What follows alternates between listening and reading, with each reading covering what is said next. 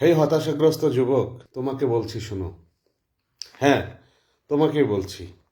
কারণ তুমি কিছু পাপ করে ফেলেছ। এই মোবাইলের কারণে, এই ইন্টারনেটের কারণে তুমি বিভিন্ন বাজে সাইটে গিয়ে বাজে জিনিসপত্র দেখে কি করেছো তুমি? ফোনে, মোবাইলে, ইমোতে, হোয়াটসঅ্যাপে, মেসেঞ্জারে বিভিন্নভাবে বাজে জিনিস দেখেছো, পাপ করেছো, এবং তুমি কিছু বাজে অভ্যাসে তুমি আসক্ত হয়েছো। এখন কি হচ্ছে? মনে হচ্ছে আমি শেষ হয়ে গেছি, আমি নিঃশেষ হয়ে গেছি, আমার তো আর জীবনে কিছু নাই, আমি তো বিয়ে করতে পারবো না, আমার তো বউ চলে যাবে। হায় হায়, কি করব? এখন তুমি আয়ুর্বেদিক কোম্পানি, হকার, হার্বাল, কবিরাজ এদের পিছে পিছে ঘুরতেছো। এরা তোমাকে কি করতেছে?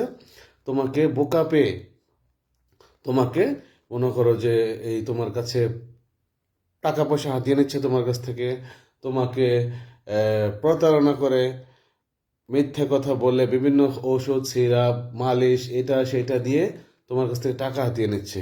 এটা শুধু তুমি একা না, তোমার মতো হাজারো লক্ষ লক্ষ যুবক একই অবস্থা। তো কেন তুমি এত হতাশ হচ্ছ? কেন হচ্ছ?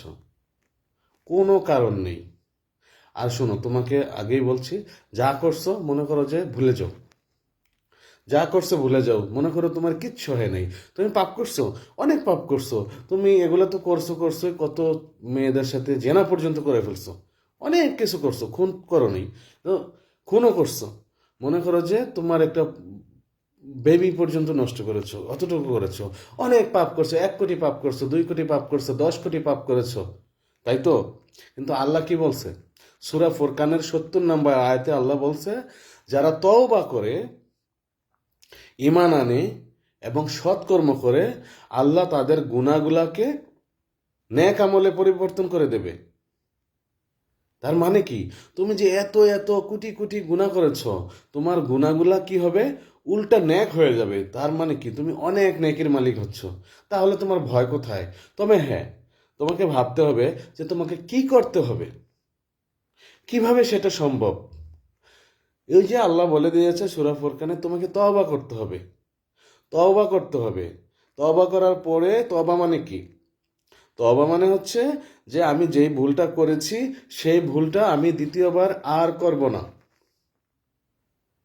এবং সেটা করা যাবে না। মন থেকে অনুতপ্ত হওয়া, মন থেকে একদম হৃদয় থেকে হৃদয়ঙ্গম করা বিষয়টা, আল্লাহর কাছে আহ, ক্ষমা চাওয়া, ফেল করা যে আমি ভুল করেছি, সেই ভুলটা আর করব না এবং আর জীবনে না করা।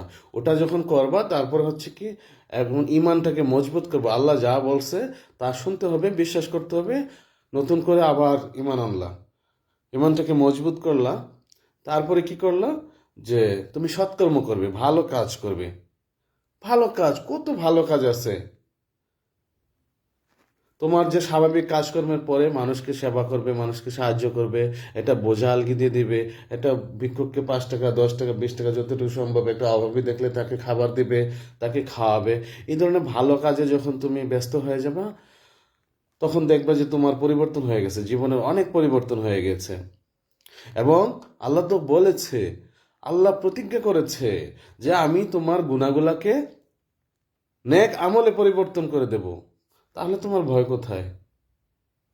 আজকে, এই মুহূর্তে, এক্ষণ আমার এই ভিডিও দেখার পরে তুমি গোসল করবে, পবিত্র হবে, নামাজ পড়বে, সেজদায় যাবে, সেজদায় গিয়ে আল্লাহর কাছে মাফ চাইবে, ক্ষমা চাইবে, তওবা করবে, কাঁদবে সেজদায় গিয়ে। তারপর থেকে স্বাভাবিক জীবনযাপন করবে, দেখবে যে তোমার কোনো সমস্যা নেই। তুমি বিয়ে শাদী করবে, সংসার করবে, সন্তানাদি হবে, তাদেরকে মানুষ করবে। তুমি একটা সময় ভালো কাজ করবে, একটা সময় কেন, সব সময় ভালো কাজ করবে।